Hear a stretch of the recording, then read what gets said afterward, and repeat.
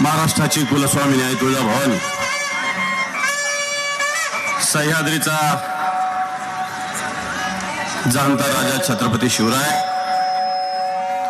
हिंदू हृदय सम्राट शिवसेना प्रमुख श्रीमान बाळासाहेब ठाकरे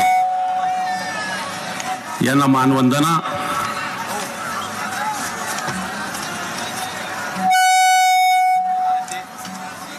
या ठिकाणी आज ज्यांना तिसऱ्यांदा आपल्याला दुसऱ्यांदा लोकसभेत पाठवायचं, जे ओमराजे निंबाळकर यांच्या प्रचारासाठी उपस्थित असलेले शिवसेनेचे पक्षप्रमुख माननीय उद्धवजी ठाकरे साहेब, उपस्थित सर्व मान्यवर, माता भगिनी आणि बांधवांनो, आत्ताच मान्य ओमराजेंचं भाषण झालं आणि ज्या तळमळीनं ते भाषण करत होते त्या तळमळीतून मला सहज एक शायरी आठवली. मी ते आपल्या समोर वाचून दाखवतो. ओमराजे आपल्यासाठी. सफर में मुश्किलें आए तो जरूरत और बढ़ती है,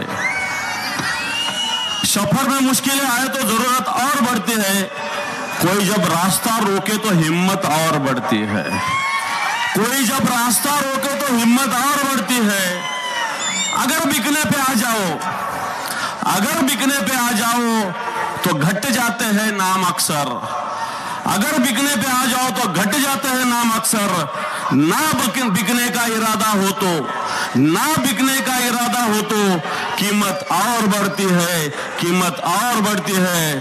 त्या ओमराजे हे विकले नाही, जो बिकता नाही, जो झुकता नाही, जो रुकता नाही, असे ओमराजे निंबाळकर आपले उमेदवार आहे. मी जास्त बोलत नाही कारण माननीय उद्धवजी ठाकरे साहेबांचं भाषण आपल्याला ऐकायचं.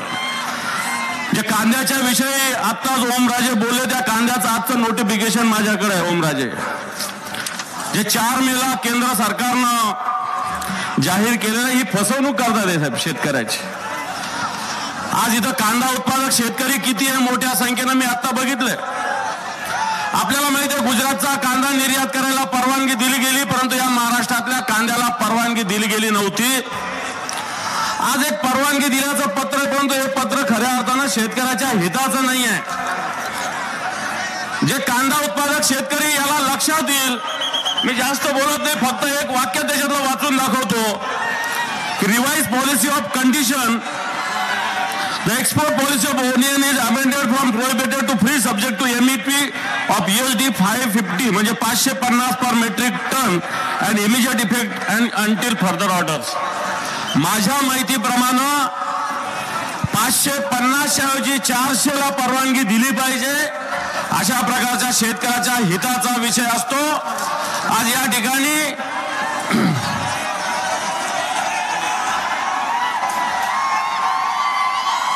शांत बसा, शांत बसा.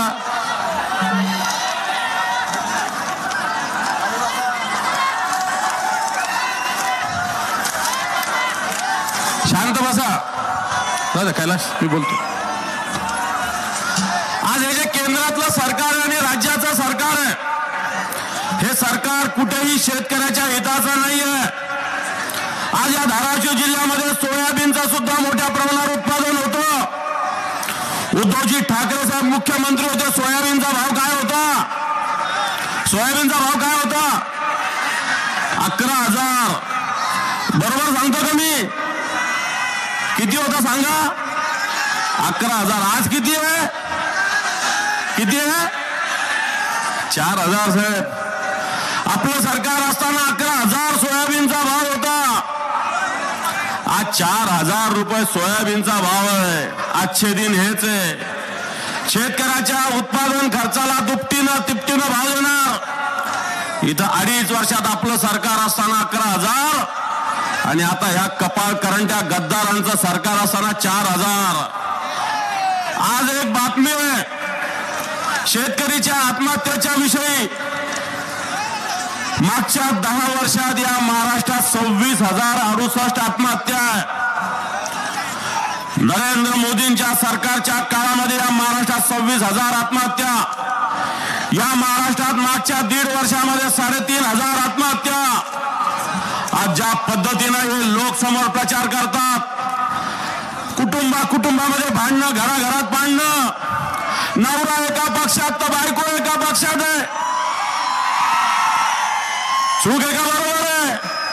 तिकडे त्या राणाचं पण तसं, तो एका पक्षात तर त्याची बायको एका पक्षात, इथले पण राणा एका पक्षात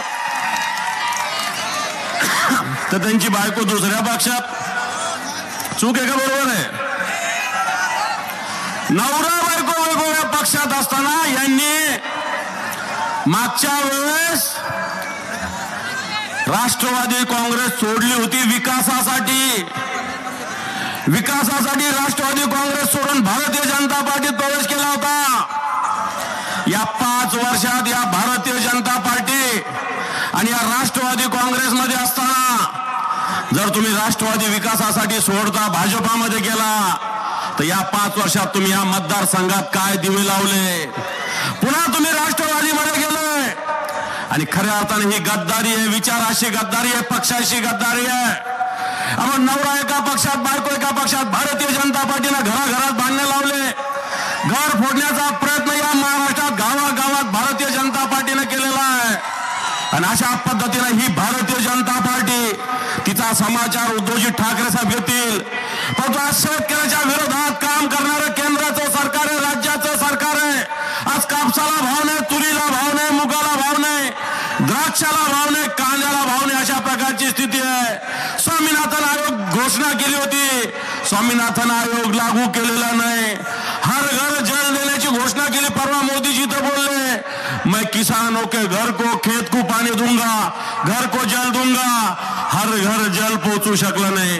हर घर छत देण्याची घोषणा केली होती 2016ला.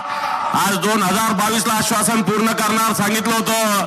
आज 2024 आहे, हर घर छत देऊ शकले नाही. खोट्या घोषणा, खोट्या जुमलेबाजी, अशा पद्धतीनं भारतीय जनता पार्टीचं काम करत असताना हे शेतकऱ्याच्या विरोधातलं सरकार या देशामध्ये, शेतकऱ्याला न्याय देणारं सरकार आलं पाहिजे. आपल्याला आठवत असेल 2019ला उद्धवजी ठाकरे साहेबांचं सरकार आलं. पहिला निर्णय घेतला होता 2 लाखाच्या कर्जमाफीचा. घेतला होता का नाही? एका अंगठ्यावर 2 लाख रुपये कर्ज माफ करणारे कोण असतील तर ते उद्धवजी ठाकरे साहेब आहे. आज या देशातून दिल्लीतून लोक येतात, उद्धवजी ठाकरे साहेबांवर टीका करतात, पण एकटा मर्द या महाराष्ट्रातला नरा मोदी या, आणखी कोण शहा या, अनेक पाचशा या दिल्लीतून आलेले शिवसेनेनं वापस पाठवलेले आहे. पण या मराठी मातीतील मराठी माणूस आज उद्धवजी ठाकरे साहेबांच्या मागे खंबीरपणे उभा आहे. आणि असा खंबीरपणे उभा असताना ओमराजेसारखा एक सर्वसामान्य माणूस, शेतकऱ्याच्या हिताचं कर्तव्य बजावणारा माणूस, सर्वसामान्य माणसाला रात्री 2 वाजता सुद्धा आवाज द्या उभा ठाकणारा माणूस आपल्या समोर आहे. आणि दिल्लीमध्ये 400 पार घोषणा करतात, ही खोटी घोषणा आहे. येणाऱ्या काळात आपलं सरकार येणार आहे. या दिल्लीत आपला झेंडा फडकणार आहे. ज्यास आपला झेंडा फडकेल त्या धाराशिवचा सुद्धा एक झेंडा ओमराजेच्या रूपाने असावा, अशा प्रकारचं आवाहन करतो. थांबतो. जय हिंद, जय महाराष्ट्र. सन्माननीय दानवे साहेबांचे मी आभार व्यक्त करते. आणि यानंतर तमाम आमच्या धुळगर बांधवांच्या वतीनं पक्ष प्रमुख आदरणीय